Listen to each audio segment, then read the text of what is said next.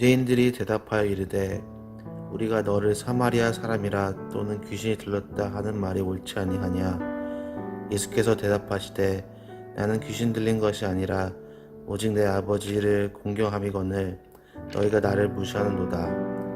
나는 내 영광을 구하지 아니하나 구하고 판단하시는 이가 계시니라. 진실로 진실로 너에게 이르노니 사람이 내 말을 지키면 영원히 죽음을 보지 아니하리라. 유대인들이 이르되 지금 네가 귀신 들린 줄 아노라. 아브라함과 선지자들도 죽었거늘 네 말은 사람이 내 말을 지키면 영원히 죽음을 맛보지 아니하니라 하니 너는 이미 죽은 우리 조상 아브라함보다 크냐? 또 선지자들도 죽었거늘 너는 너를 누구라 하느냐? 예수께서 대답하시되 내가 내게 영광을 돌리면 내 영광이 아무것도 아니거니와 내게 영광을 돌리시는 이는 내 아버지시니 곧 너희가 너희 하나님이라 칭하는 그이시라. 너희는 그를 알지 못하되 나는 아노니 만일 내가 알지 못한다 하면 나도 너희같이 거짓말쟁이가 되리라. 나는 그를 알고 또 그의 말씀을 지키노라. 너희 조상 아브라함은 나의 때 볼 것을 즐거워하다가 보고 기뻐하였느니라. 유대인들이 이르되 네가 아직 50세도 못 되었는데 아브라함을 보았느냐? 예수께서 이르시되 진실로 진실로 너에게 이르노니 아브라함이 나기 전부터 내가 있느니라 하시니 그들이 돌을 들어 치러 하거늘 예수께서 숨어 성전에서 나가시니라.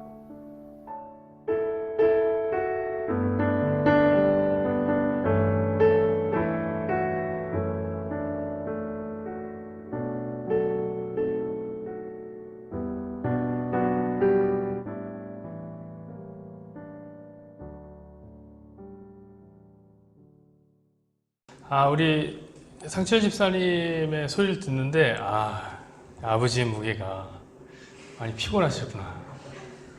목소리가 갈라져요. 속이 상해요. 오늘 우리 상철 집사님의 아버지의 마음으로 읽어주신 말씀을 중심으로 모난 복음이라는 제목으로 함께 말씀을 나누기를 원합니다. 모난 돌이 정 맞는다 라는 말이 있죠. 아시죠? 많이 들어보셨죠? 여기 계신 분들 많이 그 얘기를 들었을 것 같아요. 뭔가 각지고 울퉁불퉁하고 이렇게 튀어나와 있는 그런 돌, 뾰족한 것들, 이런 것들은 마음대로 원하는 곳에 붙일 수가 없습니다. 이제 석공들이 그러면 어떻게 하냐면은 정을 들죠. 그래서 모난돌의 모난 부분들을 깨고 부시고 둥글고 평평하게 만드는 겁니다. 그게 모난돌이 정 맞는다라는 얘기죠. 그러나 사실 이 말은 돌에 해당되는 얘기보다는 사람에게 해당되는 얘기가 맞는 것 같아요. 어떤 얘기냐면 성격이 날카로운 사람들, 성격이 좀 그런 사람들은 사회생활 하기가 어렵다. 그런 말에서 나오는 말입니다. 모든 사람과 어울리기 편하게 둥글게 살아라. 이 말이 아닐까요? 이 말이? 모난돌이 정을 맞는다는 말을 들으니 여기 계신 여러분들 진짜 사회생활 하기 얼마나 어려우셨겠습니까? 저희 뒤에 계시면 그런 말 많이 들었을 것 같은데 아마 이런 말을 많이 들은 사람들은 참 힘들었을 겁니다. 그리고 정말 정을 맞아본 경험도 많았을 거예요. 왜냐면 모난 부분이 깎여나갈 때 되게 아픈데 한번 날카로운 말을 던졌다가 더 날카로운 말을 들어서 마음 상하고 이게 정 맞는 거예요. 이게 정 맞는 거예요. 그냥 마음에 좀 상해서 목리를 부리다가 이를 그르쳐본 경험들은 없습니까? 그게 정 맞는 거예요. 그래서 어쩜 세상이 우리를 걱정이라도 해주듯이 이렇게 얘기하는 것 같아요. 둥글게 살라고, 둥글게 사세요. 그래서 그런 노래가 있잖아요. 둥글게 이거 아닌가요? 이 노래랑은 좀 다른가요? 지금 여러분들의 표정을 제가 한번 살펴보려고 그랬어요. 여러분들 표정이 얼마나 뭐가 났는지 아세요? 목사가 말이에요. 하나 좀 잘못 준비를 해오면요, 둥근 사람들은요 그래도 아멘 해줘요.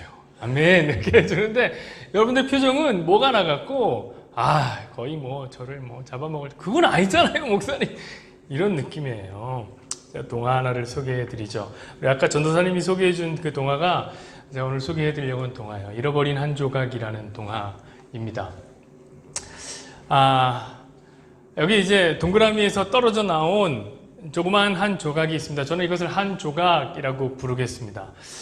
이 조각이 혼자서는 구를 수 없기 때문에 자기가 떨어져 나온 원 동그라미를 찾으려고 합니다. 그때 이제 아까 보셨던 것처럼 네모난 녀석이 오죠. 맞긴 맞았는데 구를 수가 없습니다. 때로 작은 것이 왔는데 튀어나오고 큰 것이 왔는데 남아 돌아서 떨어져 나가기가 일쑤예요. 모두가 자기랑 안 맞는 동그라미였던 거죠. 자기를 잘 찾을 수 있도록 외면도 꾸며보고 겉을 화려하게 치장해 봤지만 자기와 딱 맞는 동그라미를 찾는다는 것은 쉬운 일이 아니었어요. 자, 그러다 결국에 자기와 딱 맞는 동그라미를 만나게 됩니다. 둘은 너무 행복했어요. 그래서 열심히 굴러다녔어요. 이 동화 얘기가 그래요. 더 열심히 굴러다녔어요. 그런데 행복은 그렇게 길지만은 않아요. 이상한 일이 생긴 거예요. 어떤 일이 생겼냐면 저 작은 한 조각이 갑자기 자라기 시작하는 거예요. 요놈이 막 자라나요. 뒤로 커지기 시작하는 거예요. 계속 자라다 보니까 삐져나와서 동그라미가 구르는 것을 방해했습니다. 그래서 결국 이 동그라미는 어떻게 하냐면 이 한 조각을 버리기로 마음먹습니다. 그리고 버려버려요. 그렇게 무력하게 버려져 있는 한 조각이 덜러덩 남아있는데 저렇게 완전한 동그라미 있죠? 빈틈이 하나도 없는 동그라미가 찾아옵니다. 그래서 한 조각이 얘기하는 거예요. 동그라미에게, 완전한 동그라미에게 나 좀 데려가 달라. 나 여기 있는 거 너무 힘들다. 라고 얘기를 했지만 완전한 동그라미에는 저 한 조각이 들어갈 만한 틈이 요만큼도 없었던 거예요. 요만큼도. 절망이었습니다. 절망이었어요. 그런데 낙담하고 있는 이 한 조각에게 완전한 동그라미가 아주 충격적인 이야기를 던지는데 그게 뭐냐면 나는 너를 데려갈 수가 없다. 내게는 빈 공간이 없기 때문이다. 그런데 내가 보기에 네가 구를 수 있을 것 같아. 이 얘기에 힘을 얻은 한 조각은 힘써 이제 굴러보기 시작합니다. 한번 구르는 거예요. 쉽지 않죠? 덜컹 이렇게 구르다가 꿀렁 구르기 시작합니다. 그런데 구를 때마다 모가 난 부분들이 이렇게 닳기도 하고 깎여 나가기도 하는 거예요. 그러다가 결국에 이 한 조각이 완전한 동그라미가 됩니다. 사실 이 한 조각 안에는 동그라미가 있었던 거예요. 그래서 열심히 굴렀더라 라는 이 해피엔딩의 이야기가 잃어버린 한 조각이라는 이야기예요. 저는 이 이야기를 보면서 깎여야 하는 모난 자리와 그렇게 열심히 사포질을 당한 사람이 잘 살아갈 수 있는 세상임을 발견했습니다. 아주 좋은 책이에요. 그리고 저 여러분도 아마 그렇게 깎여 나가야 되는 거예요. 이제 계속 깎여 나가야 되는 거죠. 이 세상의 가치관을 잘 보여줍니다. 둥글게 살아라 라는 거죠. 여러분 오늘 본문을 보셨어요? 우리 상철 집사님 본문 읽으면서 보셨어요? 이 본문에 세상 까칠한 한 남자가 나옵니다. 진짜 사포 같은 남자, 송곳 같은 남자, 모나디 모난 남자. 그 남자가 누구냐면 바로 예수님입니다. 제가 사실 이 제목을 그래서 모나리자 있죠. 모나리자랑 이 억양이 비슷한 모가난 자 이렇게 붙이려다가 전도사님한테 욕 되게 먹고 그렇게 붙이면 안 되겠다. 모난복음이다 이렇게 지었는데 예수님은 그래요. 모가난 자예요. 모가난 자. 본문을 읽고 있으면 예수님 완전 싸움닭 같아요. 그냥 넘어가는 법이 없어요. 다 하나씩 변론을 해야 마음이 편안하고 까칠하기가 그지 없습니다. 여러분 예수님을 왜 이렇게 까탈스럽게 까칠하게 했던 걸까요? 오늘 저는 우리 한 절씩 살피면서 그 답을 찾아가 보기를 원합니다. 우리 48절 한번 볼까요? 유대인들이 대답하여 이르되 우리가 너를 사마리아 사람이라 또는 귀신이 들렸다 하는 말이 옳지 아니하냐. 자, 여러분들 유대인들은 지금 화가 많이 나 있습니다. 그들은 지금 예수님을 향해서 너 사마리아 사람이냐 혹은 너 귀신 들린 자냐 이렇게 표현하고 있어요. 여러분 유대인들에게 있어 사마리아 사람은 어떤 사람들입니까? 그들이 이단자라 그들은 상종하기가 싫은 사람이에요. 원래 여리고에서 예루살렘으로 그냥 가면 되는데 그거 사마리아 지나가면 금방 가는데 그거 싫어갖고 상종하기 싫어서 뒤로 2, 3일 삥 돌아서 가요.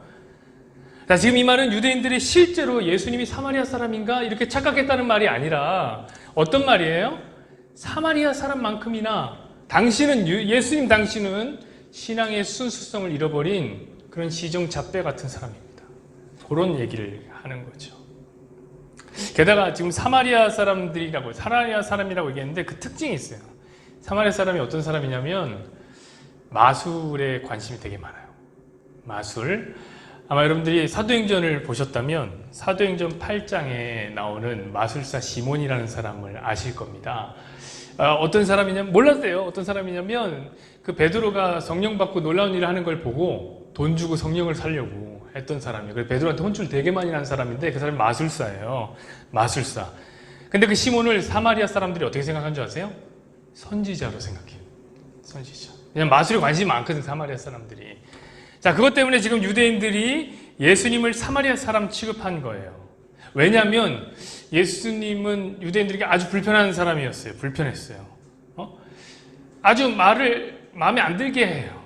그렇잖아요. 마음에 드는 게 없어요. 그럼 무시하면 되는데 문제는 뭐죠? 예수님이 너무 많은 기적을 보여주는 거예요. 이거는 무시를 못해요. 너무 엄청난 기적들을 보여주니까. 그래서 사람들이 따르잖아요. 근데 이제는 더 참을 수가 없어요, 유대인들이. 예수님이 너무 밉상이에요. 왜냐면 지금 예수님이 방금 전에 뭐라고 그랬냐면, 우리 지난주에 얘기했지만 유대인들에게 무슨 말을 했냐면, 이 사탄의 자식아, 이런 얘기를 했거든. 이런 얘기. 그러니까 예수님이 사실 먼저 까칠하게 원인 제공을 했어. 그래서 이제 예수님을 못 받아들이겠는 거예요. 그래서 뭐라고 얘기하냐면 사마리아 사람이라고 얘기해버린 거예요. 그럼 어떻게 될까요?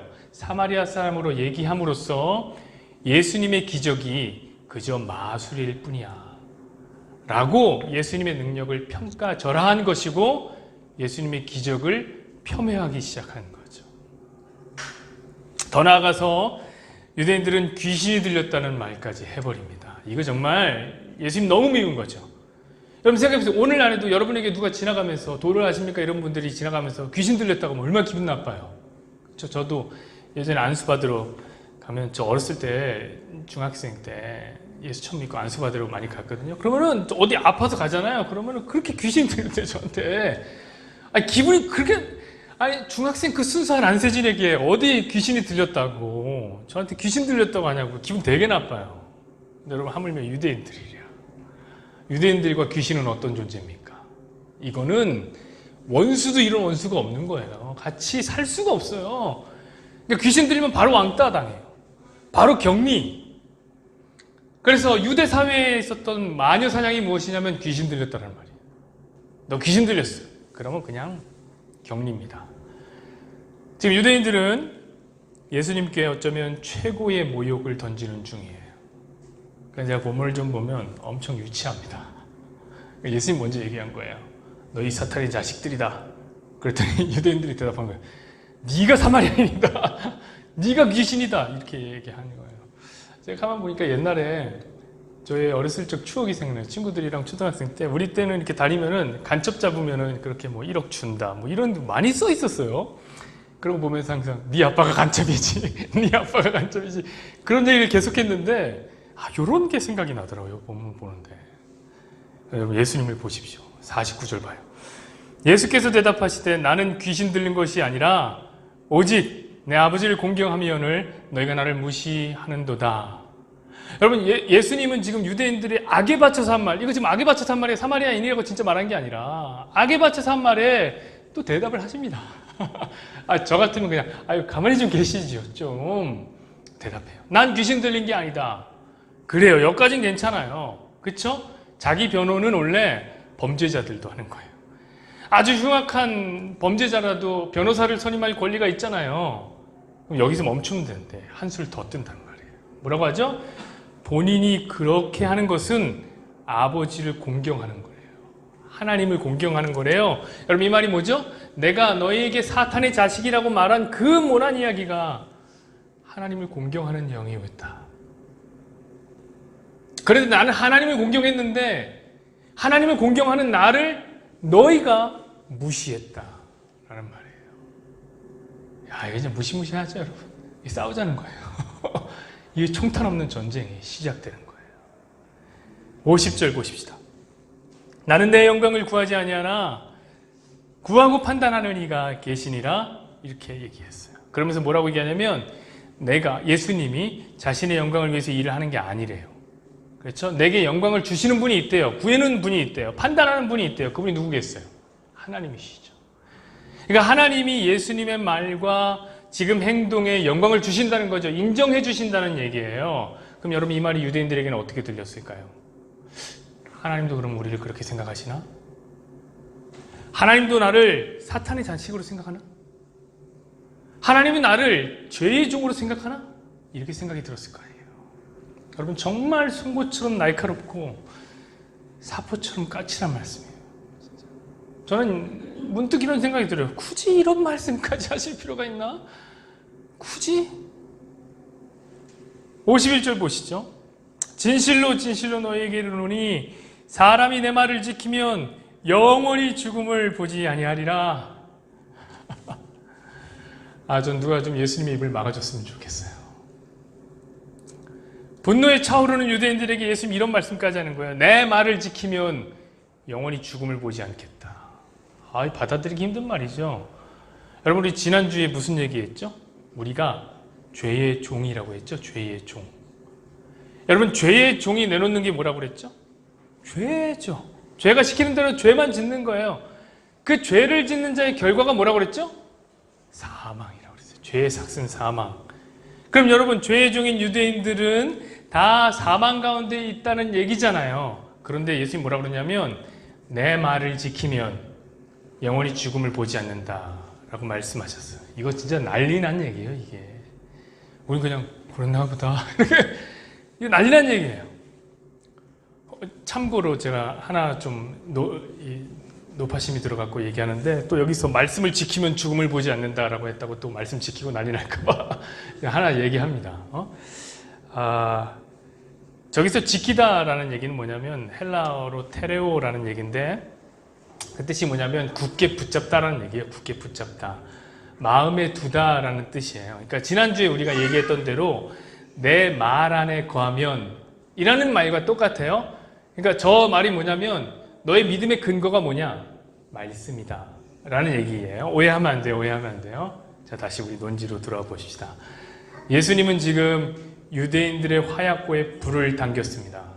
유대인들이 어떻게 반응하나요? 52절, 53절 보시죠. 유대인들이 이르되 지금 네가 귀신 들린 줄을 아노라. 아브라함과 선지자들도 죽었거늘 네 말은 사람이 네 말을 지키면 영원히 죽음을 맛보지 아니하리라 하니 너는 이미 죽은 우리 조상 아브라함보다 크냐? 또 선지자들도 죽었거늘 너는 너를 누구라 하느냐? 이렇게 얘기한 거예요. 이 말이 뭐죠? 제가 풀어볼게요. 네 말을 지키면 죽음을 안 본다고? 장난하냐? 아브라함도 죽었거든. 선지자들도 죽었거든. 그럼 아브라함이 네 말을 안 들어서 죽은 거네. 선지자들이 네 말을 안 들어서 들은 거네. 죽은 거네. 야, 농담도 적당히 해라. 농담도. 네가 귀신 들린 게 분명하구나. 저는 이럴 줄 알았어요. 오늘 본문이 흘러가는 걸 보니까 어째 기류가 안 좋았어요. 불안불안했어요. 근데 우리 예수님은 진짜 맙소사입니다. 다음 구절 보세요. 54절 55절 보세요.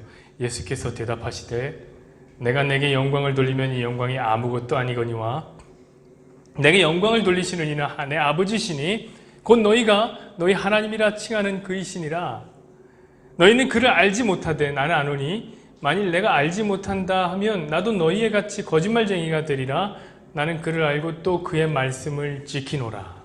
자, 예수님이 이렇게 얘기하시는 거예요. 자신이 이렇게 하는 일에 하나님이 영광을 돌려준다. 그러면서 약을 살살 올려요. 나의 이 일을 칭찬해주고 인정해주는 분이 있으니 그분이 내 아버지거든.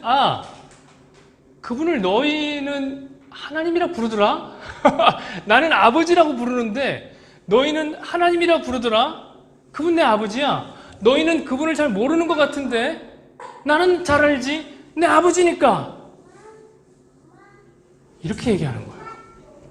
여러분 지금 예수님은 거의 폭주기관차입니다.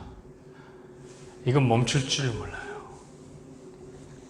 제가 금요일 날 우리 성경 공부를 하다 보면 그 상철 집사님이 아이 참나 우리 예빈 자매가 그렇게 귀여운가 봐요. 3년이나 됐는데 뭐 이렇게 계속 놀려요.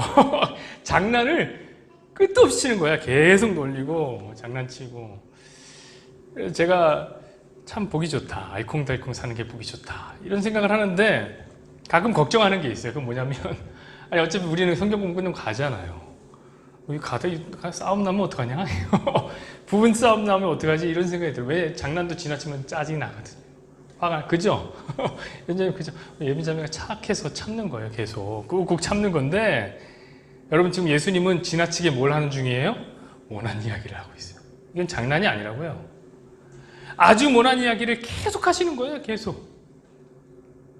56절 보세요. 너희 조상 아브라함은 나의 때 볼 것을 즐거워하다가 보고 기뻐했느니라. 예수님 진짜 멋있지 않나요? 안 굽혀요. 안 굽혀. 뭐라고 하냐면 유대인들이 가장 사랑하고 존경하는 아브라함의 이름까지도 거론하시면서 야, 아브라함도 나의 때를 보고 즐거워했다.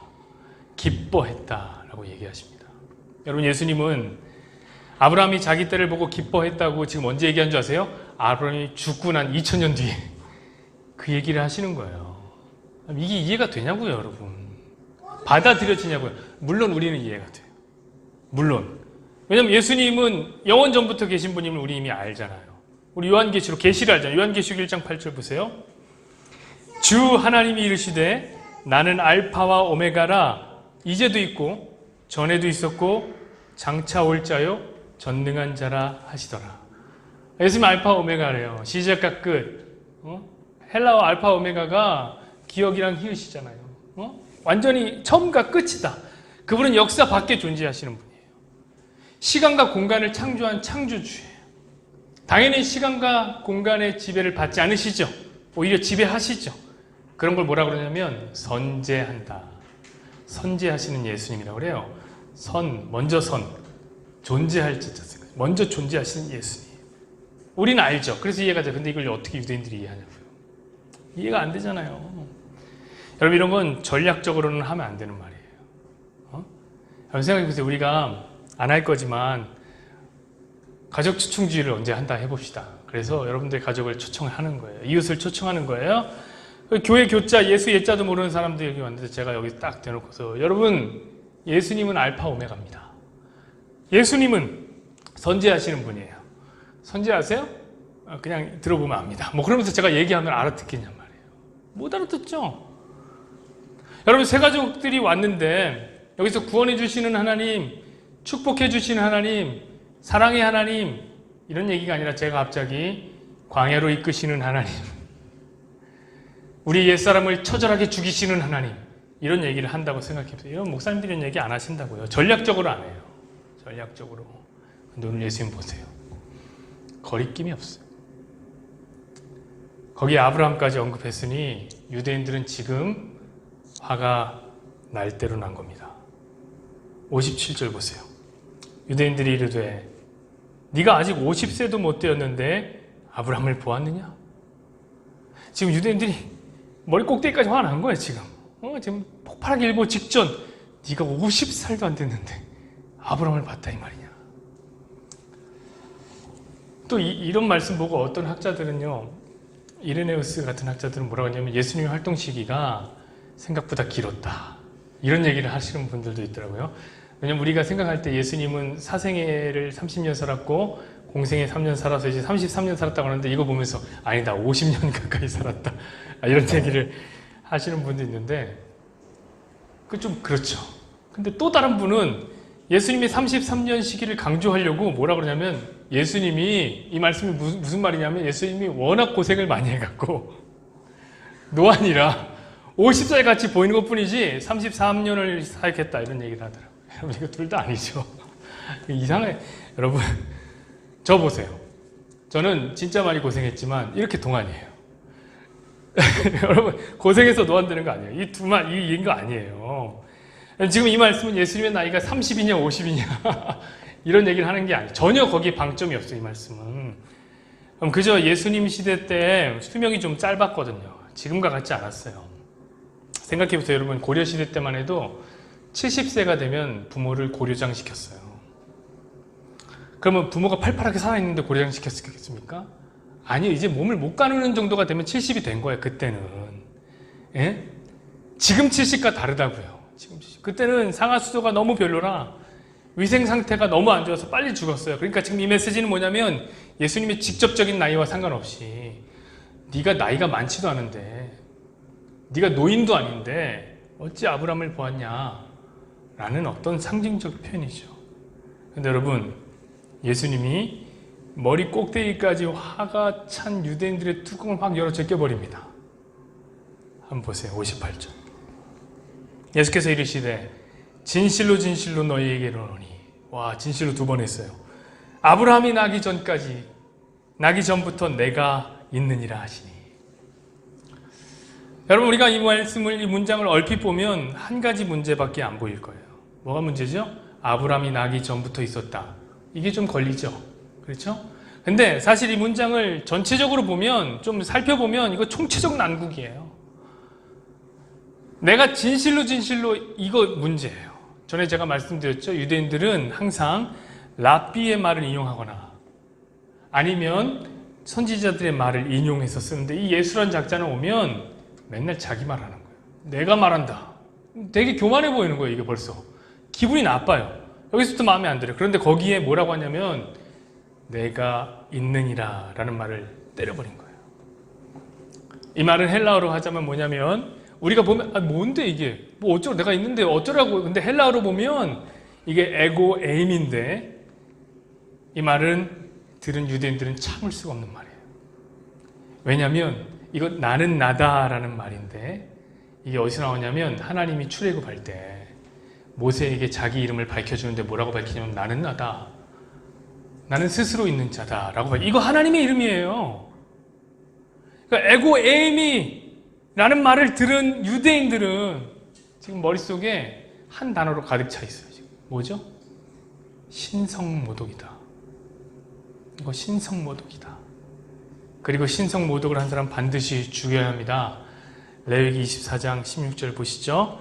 여호와 이름을 모독하면 그를 반드시 죽일지니 온 회중이 돌로 그를 칠 것이니라. 거류민이든지 본토인이든지 여호와 이름을 모독하면 그를 죽일지니라. 여러분, 그래서 유대인들이 이렇게 반응한 겁니다. 59절 보시죠. 그들이 돌을 들어 치려 하거늘 예수께서 숨어 성전에서 나가시니라. 이해가 되시죠? 이것 때문에 지금 돌로 치어서 죽이려고 한 거예요. 그리고 이제 성전에서 나가십니다. 초막절이 시작되고 성전에 들어오셨던 예수님은 이제 성전 밖으로 나가십니다. 초막절에 대단원의 막이 내려진 거예요. 여러분, 되게 오랫동안 이 초막절 이야기를 거쳐왔습니다. 혹시 여러분들 가운데 이 말씀을 보면서 좀 예수님께 실망하신 분들은 없나요? 예수님이 숨어서 나갔다고 하니, 아니 요즘에 선교사님들도 죽을 때 보면 순교를 당할 때도 당당하게 칼로 찔러도, 창으로 찔러도, 화형을 당해도, 물에 익사시켜주고 당당하게 죽는데, 예수님이 숨어서 비겁하게 도둑처럼 나갔다는 말이 좀 실망스럽습니까? 여러분, 이 말은 그 말이 아니에요. 이 말이 뭐냐면, 저기 숨어서라는 말은 헬라어로 크립토라고 하는데요. 이 말이 어디에 또 쓰였냐면 7장에 쓰입니다. 7장 10절 보면 이렇게 써 있어요. 그 형제들이 명절에 올라간 후에 자기도 올라가시되 나타내지 않고 은밀히 가시니라. 자, 여기서 은밀이라는 말이 뭐냐면 헬라 크립토예요. 그러니까 초막절이 시작될 때 크립토로 시작하고 초막절이 끝날 때 크립토로 끝낸 거예요. 그럼 일종의 문학적 장치죠. 처음과 끝을 같은 단어로 사용해서 전체 내용이 이게 같은 얘기야를 강조하고 있는 거죠. 여러분, 제가 은밀히 올라가셨다, 이거 왜 그렇게 썼다라고 말씀드렸죠? 혹시 기억하십니까? 7장 처음에 했을 때 형제들이 어떻게 하라고 그랬어요? 초막절 성전 올라갈 때 예수님 능력과 힘을 보여주세요. 이거 얘기했잖아요. 보여주세요. 기적을 막 보여주세요. 사람들이 막 따르게 해주세요. 이렇게 얘기했더니 예수님이 나는 내 능력과 힘을 보여주기 위해 온 분이 아니야, 온 사람이 아니야 라고 거절하셨어요. 그러나 올라가긴 해야 한다고 제가 말씀드렸죠. 왜요? 복음을 들어야 되는 자들이 있기 때문에. 그래서 은밀히 올라간다 라는 말을 제가 했습니다. 혹시 기억이 안 나시면 유튜브 설교 요한복음 19강 은밀하게 위대하게를 다시 한번 보시면 되겠습니다. 구독과 좋아요는 안 눌러도 돼요. 귀찮으니까. 그리고 이제 주님이 어떻게 하는 거죠? 은밀히 성전을 내려오시는 거예요. 자, 이해되십니까 지금? 은밀히 올라가고 은밀히 내려가는 거예요. 그렇게 이 성전 선교, 지금 예수님이 성전 선교인데 여기가 그것이 은밀한 가운데 대단원의 막을 내리는 거예요. 어떤 식으로요? 돌에 맞아 죽을 뻔했다는 이야기로. 그럼 왜 돌에 맞아 죽을 뻔했죠? 예수님이 엄청 모난 이야기를 던졌거든요. 까칠하게 했거든요. 너희가 죄의 종이다. 너희 아버지는 사탄이다. 내 아버지는 하나님이다. 내가 곧 하나님이다. 등등 도무지 다듬어지지 않은 뾰족한 이야기를 던지고 성전에서 내려왔어요. 여러분, 이게 바로 뭐냐면 은밀하게 전하는 복음이에요. 은밀하게. 여러분, 은밀한 복음은요, 뾰족하게 모나게 전하는 거예요. 원래 복음이 그래요. 하나님은 사랑이십니다. 굉장히 둥글죠? 굉장히 둥글죠? 그런데 그게 다 맞아요? 여러분, 하나님이 사랑하는데 하나님이 어떻게 하세요? 사랑하는 자들에게 옛사람을 끊어버리게 해서 고통 도락하시고 질병 도락하세요. 사랑하는 자기 백성들이 스스로 얼마나 죄인인가를 깨닫게 하기 위해서 죄의 노출을 확 시켜버려요. 사람들 앞에서 우리가 죄인이라는 사실을 확 노출시켜버려요. 그게 하나님 사랑이에요. 하나님의 사랑을 받으며 사는 삶은 굉장히 무겁다고요, 여러분. 가볍지 않아요. 우리 예빈자매가 그런 얘기를 해요. 말씀 안에서 하니까 너무 인내해야 될 게 많대요. 고민이 많아요. 그게 맞아요. 진정으로 복음을 살아낸 사람들은 그 무게를 알죠. 그게 하나님 사랑하는 사람이에요. 사랑받는 사람이에요. 우리 원혜 집사님도 저랑 늘 대화할 때 그러니 왜 하나님이 제 마음을 이렇게 불편하게 어렵게 만드실까요? 그게 하나님의 사랑이기 때문에 그래요. 우리가 죄인이라 죄된 이 세상을 너무 사랑하기 때문에 그 세상에서 우리를 빼올 때 우리의 마음이 그렇게 무겁고 힘들고 아프고 부담스럽다고요. 여러분, 누가 예수 믿는 것이 마냥 행복하다 했습니까? 누가 복음이 꽃길이라고 했습니까? 사랑하는 여러분, 복음은 뾰족한 모난 거예요. 예수님은 그래서 가감없이 뾰족하고 모난 복음을 그대로 전해요. 당연히 사람들은 싫어하죠. 당연히 돌 들고 달려들죠. 여러분, 그 복음의 내용을 알았던 바울 선배님은 이렇게 얘기했습니다. 복음과 함께 고난을 받으라. 여러분, 복음과 함께 고난 받아요? 우리 선교지 안 있는데요. 우리는 죽음과 상관없는데요. 고난 받을 이유가 없는데. 아니요. 복음이 있는 곳에 고난이 있다고요. 복음이 있는 곳에. 그게 모났기 때문에 그래요. 뾰족하기 때문에. 여러분, 예수님은 실제로 이 모난 복음을 전하시다 정에 맞죠. 그래서 손과 발에 구멍이 뻥 뚫리지 않았습니까?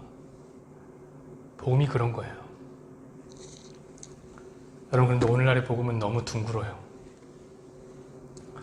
둥글게. 사람의 마음을 찌르는 설교를 안 해요. 그 유명한 수정교회 로버트 슐러 목사님은 TV쇼 프로그램에 나가서 그런 말을 하십니다. 나는 사람들을 책망하는 설교를 안 합니다. 왜냐하면 사람들이 여기 올 때 위로를 받기 위해서 오기 때문입니다. 둥글게 하자는 거죠, 둥글게. 그래서 강단에 온갖 긍정의 말과 힐링이 넘쳐납니다. 그런데 정말 그래요? 그게 복음이에요? 아니에요, 여러분. 복음은 찌르는 것이에요. 좌우의 날이 선 검과 같아서 우리 혼과 영과 관절과 우리 골수를 찔러 쪼개는 거예요. 그게 복음이에요. 복음을 들으면 부대껴야죠, 여러분. 눈물이 나야죠. 가슴이 막 답답해야죠. 오늘 예수님은 그래서 아주 까칠하게 말씀하십니다. 너희가 죄의 종이라. 그러나 여러분, 이 사람의 마음을 좋게 해주려고 하는 것, 이거 선한 의지라고 생각할 수도 있을 것 같아요. 이것도 심각한 문제지만 더 심각한 문제가 있어요. 그건 뭐냐면 조금 논란이 될 만한 것은 아예 얘기도 안 한다는 거예요. 문제 삼을 수 있는 것들은 아예 설교도 안 해요. 예를 들면 하나님의 선택과 유기, 이런 거 얘기 안 해요. 하나님께서 창세전에 자기 백성을 선택하시고 부르시고 구원을 베풀어 주신다. 그럼 선택받지 못한 자들은요? 유기된 자들. 이런 말 못해요. 그런 얘기 안 해요. 왜냐면 이런 설교를 하면 사람들이 전도를 하는데요. 다 어차피 뭐 선택돼 있는데 뭐 전도합니까? 이런 얘기를 하면 인본주의자들이 마음 불편해요. 하나님 뭔데 나를 선택하고 버립니까? 불편해요. 그래서 안 한대요. 인간보의 신앙은 버리고 은혜의 신앙으로 달려들어라. 우리가 이 땅에서 무언가를 잘해서 하나님을 감동시켜 복받는 게 아니라 우리가 내놓는 것들은 다 죄의 음습한 토사물들인데 하나님께서 아무런 공로 없이 대가 없이 은혜로 우리에게 천국을 허락하셨다. 이 얘기. 이런 설교를 못해요. 인간부에 네가 잘해야지 하나님이 감동하시지 이거밖에 왜요? 이런 설교를 하면 교회 봉사를 못한대요. 헌금도 안 하고 성도들이 무기력해 한다진다. 고통의 신학, 죽음의 신학 이런 얘기는 절대 안 해요. 하나님이 이 땅에서 우리에게 허락하는 건 여러분 무릉도원이 아니잖아요. 광야와 같은 고통의 자리, 그 고통의 길을 순종하며 걸어갈 때 우리는 이 땅에서 소망을 얻는 게 아니라 저 하늘의 소망을 발견하게 되는 겁니다. 그리고 끝까지 인내하며 자기를 비우고 자기 십자가를 지고 사는 것, 이게 그리스도의 삶이라 이런 얘기 안 해요. 그럼 교회 안 나올 게 뻔하잖아요. 여러분 너무 뾰족해서 뭐가 나서 그래서 안 한대요. 어떻게든 사람들을 모이게 하고 그들의 마음을 빼앗기에는 모관한 말씀들이 불편해요. 그래서 제외시켜버리는 거죠. 그러나 다시 말씀드립니다. 여러분 우리 예수님은 모관한 복음을 아무 필터 없이 그냥 전하세요. 그게 뭐라고요? 은밀히 전하는 복음이에요. 그렇게 둥근 복음과 은밀한 복음은 완전히 다른 부류의 복음인 겁니다, 여러분. 말씀했죠, 여러분. 사람들이 하도 둥글게 살라 이렇게 얘기하다 보니까 우리는 복음도 둥글게 만드는 것 같습니다. 여러 사람들을 불러 모아야 하니 당연히 여러 사람들의 마음에 편하게, 그러니 모난 복음은 좀 제외시키고 모난 복음은 정으로 좀 쳐서 둥글게 만들어서 복음을 전해야 한다. 그래야 한 사람이라도 더 온다. 저 역시 그런 유혹이 없는 거 아닙니다. 책을 보잖아요. 교회 성장론에 따라서 사람들이 원하는 메시지를 저 역시 마음 한편에 장착하고 있습니다. 여러분 장착했어요. 언제든지 얼마든지 위로해주고 도전해주고 북돋아주고 높여주고 응원해줘서 더 모이게 만들고 싶은 마음이 있습니다. 여러분 가끔씩 그런 글을 써봐요. 그런 설교를 혼자 써요. 좌우의 날선 검을 구부러뜨리고 뭉뚝하게 만들어서 사람들 시원하게 해주는 마사지 방망이로 만드는 그런 설교들을 써요, 제가. 그리고 혼자 상상해요. 제가 많은 사람들 앞에 설교하는 상상을 하면 혼자 씩 웃습니다. 아, 이렇게 하면 더 많이 올 수도 있을 텐데. 한 명이라도 더 올 수 있을 텐데. 그게 혼자 상상을 해요. 근데 진짜 여러분 짜증나는 게 뭔지 아세요? 그 상상을 급하게 마무리시키는 한 사람이 있습니다. 우리 김상원 집사님이. 제 상상 속에서요, 그래요. 상상 속에 제가 설교를 하고 있는데 사람들이 막 아멘하고 난리 나죠? 그런데 그때 갑자기 벌떡 일어나서 문을 꽝 하고 닫고 나가요. 아, 제가 전에 우리 집사님이 설교 듣다 나가는 그 장면을 봐갖고 그걸 보면 안 됐는데 그걸 봐갖고 아우, 제 상상 속에서도 저 양반이 나와갖고 설교가 그따입니까? 하고 나가더라고요. 아, 여러분 제가 그렇게 설교를 하면 필경 더 많은 사람들이 올 수 있겠지만 제 생각에 이래요. 여기 계신 분들은 안 오겠구나. 그런 확신이 듭니다. 그러고 보니 이 복음이 왜 이렇게 뭐가 난가 저는 알았어요. 왜냐하면 여기 모난 사람들이 앉아있는 거예요. 마치 여러분 퍼즐에 남은 한 조각을 보면 뾰족하고 모양도 이상하고 이거 어디다 써먹지? 도무지 어디에도 맞지 않을 것 같아 보여도 비어있는 그 자리가 딱 있는 것처럼 여전히 뾰족한 복음, 신본주의 복음, 인과응보를 거절하는 복음, 인간을 먼지로 바라보는 복음에 딱 맞추어진 잃어버린 한 조각이 여기 있는 거예요.